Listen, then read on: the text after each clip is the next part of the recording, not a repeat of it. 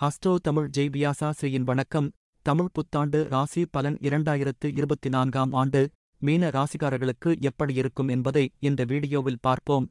இந்த தமிழ் புத்தாண்டின் ஆரம்பத்தில் மீன ராசிக்கு 2ஆம் இடத்தில் குரு, சூரியன், 7ஆம் இடத்தில் கேது, ராசியில் 12இல் சனி, செவ்வாய், ராசியில் ராகு, புதன், சுக்கிரன் சேர்க்கை என்ற கிரகநிலை அமைப்பு காணப்படுகிறது. இதன் அடிப்படையிலும் இந்த ஆண்டில் நிகழ இருக்கிற கிரகநிலை மாற்றங்களின் அடிப்படையிலும் இந்த ஆண்டு தலைகணம் தவிர்த்தால் தலை உயர்ந்து நடக்கும் ஆண்டு.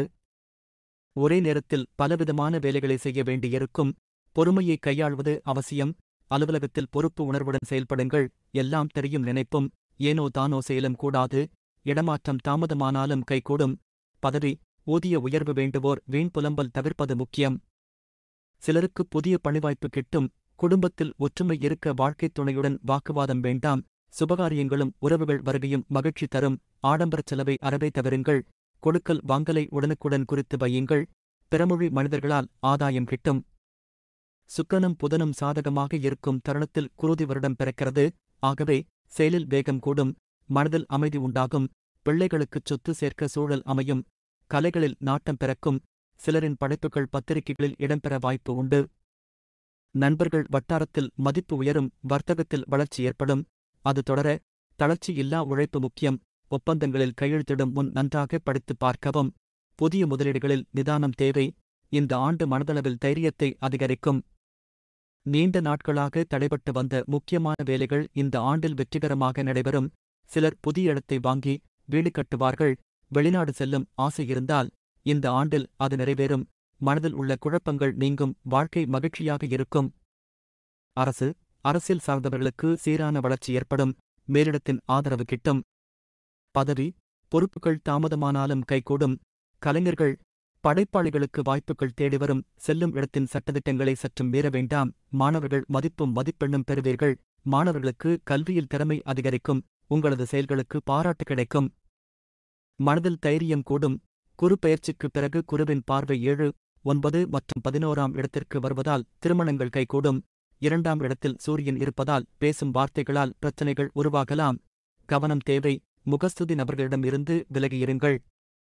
அலர்ஜி, அல்சர், காது, மூக்கு, தொண்டை உபாதைகள் வரலாம். உடல் ஆரோக்கியத்தில் அதிக அக்கறை எடுத்துக்கொள்ள வேண்டும். அடுத்து மீன ராசியில் உள்ள நட்சத்திரத்தின் பலன்களை பார்ப்போம். பூரட்டாதி 4ஆம் பாதத்தில் பிறந்த மீன ராசிக்காரருக்கு இந்த வருடம் பிள்ளைகள் மூலம் இருந்த மன வருத்தம் நீங்கி அவர்களுடன் சந்தோஷமாக வெளியே சென்று வருவீர்கள். எல்லா காரியங்களும் அனுகூலமாக நடக்கும். மனக்கவலை நீங்கி நிம்மதி உண்டாகும். வீண் அலைச்சல், காரிய தாமதம் போன்றவை ஏற்படலாம். புதிய முயற்சிகளை தள்ளி போடுவதும் நல்லது.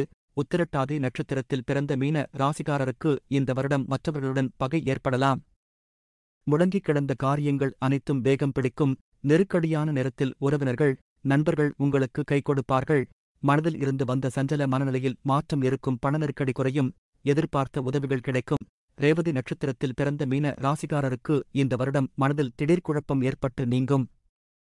வாகனங்களில் செல்லும் போதும் வெளியூர்களுக்குச் செல்லும் போதும் கூடுதல் கவனம் தேவை. சூரியன் சஞ்சாரத்தால் முன்கோபம் ஏற்பட்டு அதனால் வீண்தகராறு ஏற்படலாம். நிதானமாக செயல்படுவது நல்லது.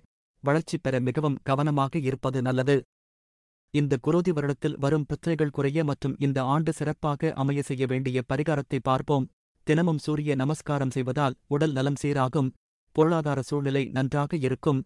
கோதண்டராமரை கும்பிடுவது கோடி கோடி நன்மைகளை தரும்.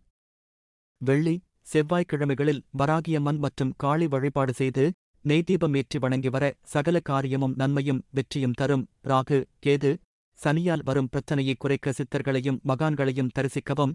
இவை பொது பலனே. நன்றி.